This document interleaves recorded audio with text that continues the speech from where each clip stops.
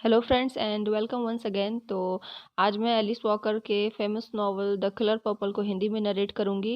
The colour purple 1982 में publish हुई थी। ये एक एपिस्टोलरी नावल है और अमेरिकन ऑथर एलिस वॉकर ने इसे लिखा था। इस नावल में जो मेनली थीम रखा गया है वो है race, religion, feminism, power of female friendship, और इस नावल में ब्लैक और वाइट कम्युनिटी के मतभेद को भी दिखाया गया है। तो अब मैं सबसे पहले करेक्टर्स को डिस्कस करूंगी, क्योंकि इस नावल में बहुत सारे करेक्टर्स हैं। तो जो मेजर और मेन करेक्टर्स हैं उन्हीं को मैंने यहाँ पे डिस्कस किया है, और जो माइनर करेक्टर्स हैं उन्हें मैं स्टोरी में जब उनका रोल आएगा स्टोरी में तब मैं उनके बारे में बताऊंगी। और इस नावल में जो करेक्टर्स का रिलेशनशिप है वो बहुत ही थोड़ा कंफ्यूजिंग है। तो इसको थोड़ा ध्यान से देखिए कि करेक्टर्स कौन कौन से हैं और किस करेक्टर का किसके साथ कौन सा रिलेशन है, ये थोड़ा ध्यान से आपको समझना पड़ेगा। तो फर्स्ट करेक्टर है सिली।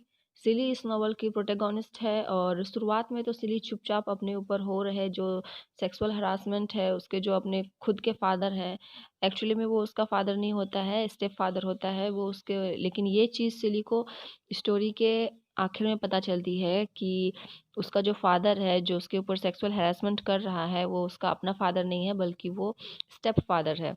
तो शुरुआत में सिली चुपचाप रहती है और सिर्फ गॉड को लेटर्स लिखकर अपने दुख को एक्सप्रेस करती है, लेकिन बाद में ये अपने हिसाब से अपनी ज़िंदगी को जीने लगती है और खुश रहती है। नेक्स्ट करेक्टर है नेटी। नेटी जो है ये सिली की छोटी बहन है। और इसके बाद थर्ड है मिस्टर डैश। मिस्टर डैश का नाम एल्बर्ट है, लेकिन पूरे नावल में इन्हें मिस्टर डैश कहकर ही बुलाया जाता है।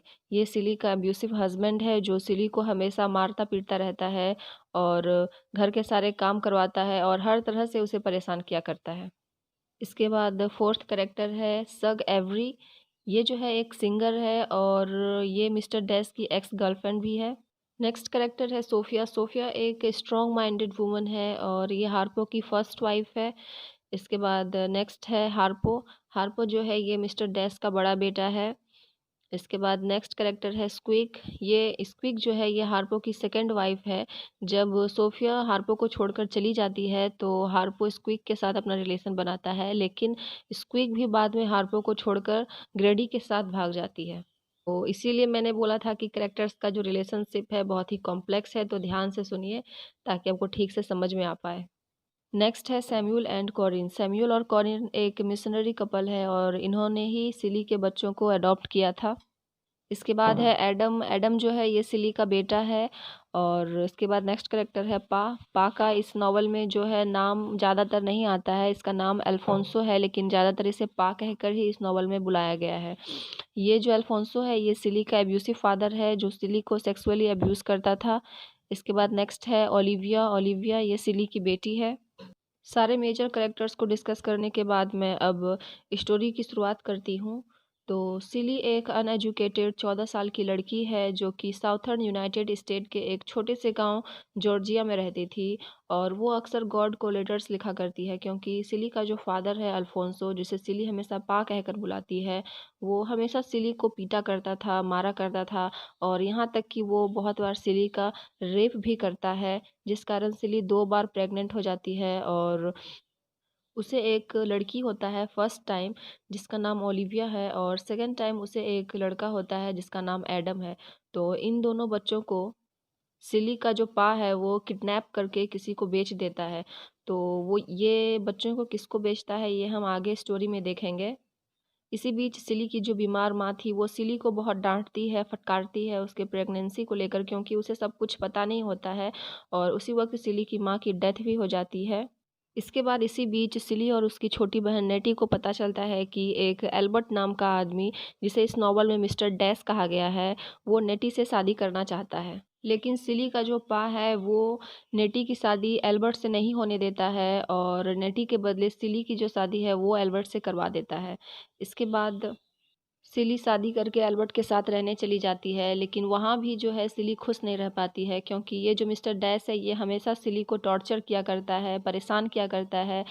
ये एक्चुअली तो सिली से शादी करना चाहता नहीं था, ये तो नेटी से शादी करना चाहता था, लेकिन पा ने ज़बरदस्ती इसकी शादी सिली से करवा दी। इसके अलावा सिली से शादी करने के पीछे मेन रीज़न ये था कि इसकी जो वाइफ थी उसकी डेथ हो चुकी थी, उसके लवर ने उसे मार दिया था। तो ये अब अकेले अपने 4 बच्चों के साथ घर में रहता था और घर को और बच्चों को संभालने के लिए इसे किसी की ज़रूरत थी, इसीलिए ये सिली से शादी करता है।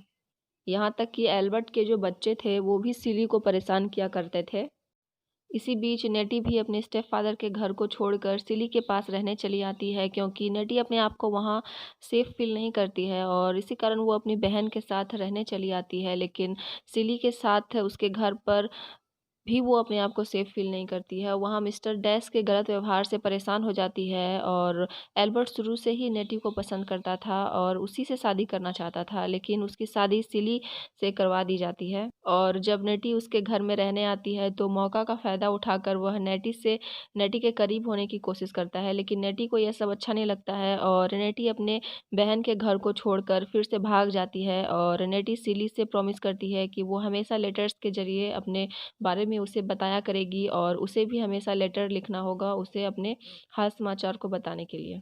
नेटी के जाने के बाद जब बहुत दिनों तक सिली को नेटी का कोई लेटर नहीं मिलता है तो सिली सोचती है कि शायद नेटी की डेथ हो गई है। और ऐसे ही बहुत दिनों तक समय बीतता गया और मिस्टर डैश के बच्चे भी बड़े हो गए और मिस्टर डैश के बड़े बेटे हार्पो ने सोफिया नाम की लड़की से शादी कर ली। तो यहाँ सोफिया और हार्पो के प्यार को देखकर सिली को शुरुआत में थोड़ी सी जेलिसी हो जाती है और वह अपने स्टेप सन हार्पो को एडवाइस करती है कि सोफिया को अपने कंट्रोल में रखे और ज़रूरत पड़ने पर उसे मारा पीटा भी करे। लेकिन बाद में सिली को अपनी इस गलती पर बहुत अफसोस होता है और वह सोफिया को अपनी पूरी कहानी बताती है कि मिस्टर डैश उसके साथ किस तरह से व्यवहार करते हैं, उसे पीटा करते हैं। और सोफिया सिली को एडवाइस करती है कि उसे अपना बचाव करना चाहिए और इसके खिलाफ आवाज़ उठानी चाहिए। इसके बाद स्टोरी में एक और इम्पॉर्टेंट कैरेक्टर की एंट्री होती है जिसका नाम है सग एवरी। सग एवरी जो कि एक सिंगर है और ये मिस्टर डैश की एक्स गर्लफ्रेंड भी है। ये बीमार पड़ जाती है और इसीलिए मिस्टर डैश अपनी एक्स गर्लफ्रेंड को लेकर अपने घर पर आ जाते हैं ताकि सिली उसका देखभाल करे और उसे ठीक करे। तो सिली ने पहले भी सग को फ़ोटोज़ में देखा हुआ था, तो जब सिली सग को देखती है घर पर तो वह बहुत खुश हो जाती है। शुरुआत में सग जो है वो सिली से रूडली बिहेव करती है, लेकिन कुछ समय बीतने के बाद दोनों बहुत अच्छे दोस्त बन जाते हैं और धीरे धीरे सिली जो है वो सग को पसंद भी करने लगती है, क्योंकि सिली जो है एक लेस्बियन है और इसीलिए वो सग से क्लोज़ होने की बहुत कोशिश करती है। इसी बीच सोफिया जो है वो हार्पो के एटीट्यूड से बहुत ज़्यादा परेशान हो जाती है और वो हार्पो को छोड़ देती है और घर छोड़कर अपने बच्चों के साथ चली जाती है। कुछ महीने बीतने के बाद हार्पो एक जूक जॉइंट खोलता है। जूक जॉइंट एक तरह का बार होता है जहाँ नाचना गाना सब होता है और यहाँ सग जो है ठीक होने के बाद परफॉर्म भी करती है। इसी बीच सग और सिली एक दूसरे के बहुत क्लोज़ हो जाती है। इसी बीच स्टोरी में बहुत कुछ होता है। सोफिया जो हार्पो को छोड़कर चली गई थी वो वापस आती है और हार्पो की जो नई गर्लफ्रेंड थी स्क्वीक स्क्वीक से उसकी फ़ाइट हो जाती है। तो हार्पो की नई गर्लफ्रेंड को देखकर सोफिया भी अब हार्पो को पूरी तरह से छोड़ देती है और अपने हस्बैंड हार्पो को छोड़कर नया बॉयफ्रेंड बना लेती है। और एक दिन जब सोफिया अपने नए बॉयफ्रेंड और बच्चों के साथ बाहर घूमने निकली हुई थी तो उसी बीच एक मेयर के साथ उसकी लड़ाई हो जाती है। मेयर की जो वाइफ थी मिस मिली को सोफिया दिखने में काफ़ी साफ़ सुथरी लगती है, तो इसीलिए वो सोफिया के पास जाती है और उससे पूछती है कि क्या वो उनके घर पर एज अ मेड नौकर उनके घर पर आकर काम कर सकती है, उनके बच्चों को संभाल सकती है। तो इसी बात को सुनकर सोफिया तो बहुत ज़्यादा भड़क जाती है और फिर मेयर और उसकी वाइफ से उसकी लड़ाई हो जाती है, जिस कारण पुलिस भी वहाँ पहुँचती है और बहुत बुरी तरह से सोफिया को पीटा जाता है। इतने बुरी तरीके से उसे पीटा जाता है कि उसका फेस जो है पहचान में नहीं आता है और एक आँख से वो अंधी भी हो जाती है और उसे 12 साल के लिए जेल भी भेज दिया जाता है। तो इतना सब होने के बाद हार्पो की जो नई गर्लफ्रेंड थी स्क्वीक, वो सोफिया के बच्चों को संभालती है, उनका ख्याल रखती है और सोफिया को जेल से निकलवाने के लिए भी बहुत कुछ सोचती है। तो जेल का जो वार्डन था वो स्क्वीक का अंकल लगेगा रिलेशन में, तो वो अपने अंकल बोल सकते हैं वार्डन से जाकर बोलती है कि सोफिया को तो जेल में बहुत अच्छा समय बीत रहा है, उसे अगर कोई चीज़ पसंद नहीं है तो वो है किसी वाइट के घर में एज अ स्लेव काम करना। तो ये सब स्क्वीक वार्डन से जाकर इसलिए बोलती है ताकि सोफिया को जेल से छोड़ दिया जाए, और ऐसा ही होता है। सोफिया को 3 साल बाद जेल से रिलीज़ कर दिया जाता है, लेकिन उसे पनिशमेंट देने के लिए सोफिया को उसी मेयर के घर पर नौकर बनाकर रखा जाता है जिससे उसकी लड़ाई हुई थी। तो इतना सब होने के बाद अब हम वापस सिली के स्टोरी पर आते हैं। तो इधर सग, जो मिस्टर डैश की गर्लफ्रेंड थी, वो ग्रेडी से शादी कर लेती है, लेकिन ग्रेडी से शादी करने के बाद भी सग और सिली का जो सेक्सुअल रिलेशनशिप था वो कंटिन्यू रहता है। तो इसी बीच एक रात सग सिली से उसकी सिस्टर के बारे में पूछती है, तो फिर सग उसे लेटर्स के बारे में बताती है जो कि नेटी ने सिली को लिखे थे, जो मिस्टर डैश बहुत दिनों तक सिली से छिपा कर रख रहा था। तो नेटी के लेटर्स को पढ़ने के बाद सिली को पता चलता है कि सिली एक मिशनरी कपल, मतलब एक धर्म प्रचारक जो होते हैं, उनके साथ अफ्रीका चली गई है। इस कपल का नाम था सैम्यूल और कॉरिन। और लेटर से सिली को यह भी पता चलता है कि सिली के दोनों बच्चे जो हैं, एडम और ओलिविया, उन्हें सैम्यूल और कॉरिन ने ही गोद लिया है। और कॉरिन को शक भी हो जाता है कि एडम और ओलिविया सैम्यूल और नेटी के बच्चे हैं, क्योंकि बच्चों का जो फेस है वो नेटी से बहुत मिलता जुलता है। इस कारण कॉरिन को शक हो जाता है कि ये ओलिविया और एडम जो हैं, ये सैम्यूल और नेटी के बच्चे हैं। फिर बाद में नेटी सैम्यूल से बोलती है कि कॉरिन को सब सच बता दे कि कैसे और कहाँ से उसने एडम और ओलिविया को गोद लिया है। इसके बाद सैम्यूल से ही नेटी को पता चलता है कि जो नेटी और सेली का जो फादर है, जिसे दोनों पा कहकर बुलाती है, वो उनका अपना फादर नहीं है, बल्कि ये उनका स्टेप फादर है। नेटी और सली का जो बायोलॉजिकल फादर था, उसे वाइट कम्युनिटी के लोगों ने मिलकर मार दिया था, क्योंकि वो एक सक्सेसफुल बिजनेसमैन थे उस समय, और वाइट कम्युनिटी के लोगों को इस बात का बहुत चिढ़ था, जिस कारण मिलकर वो उन्हें मार देते हैं। तो नेटी की जो माँ थी, वो अपने हस्बैंड के डेथ को देखकर पागल हो जाती है, जिसका फ़ायदा ये यानी कि नेटी और सली का स्टेप फादर उठाता है और उसकी माँ के साथ रहकर उसकी सारी संपत्ति को हड़पने की कोशिश करता है। तो इतना सब जानने के बाद नेटी भी सैम्यूल और कॉरिन को सब सच बताती है कि एक्चुअली में एडम और ओलिविया जो है वो इनकी मासी लगेगी। लेकिन कॉरिन को इतना सब सुनकर उन पे भरोसा नहीं होता है, लेकिन बाद में वो नेटी के बातों को सच मान लेती है, और इसी बीच बीमारी के कारण कॉरिन की डेथ भी हो जाती है। इसी बीच सिली को जब नेटी के लेटर्स से ये सारी बातें पता चलती है, तो वो अपने स्टेप फादर के पास जाती है कंफर्म करने के लिए कि क्या सच में उनके बायोलॉजिकल फादर को गोरों ने मिलकर मार दिया था। तो पा कंफर्म करता है कि हाँ, ये सब सच है।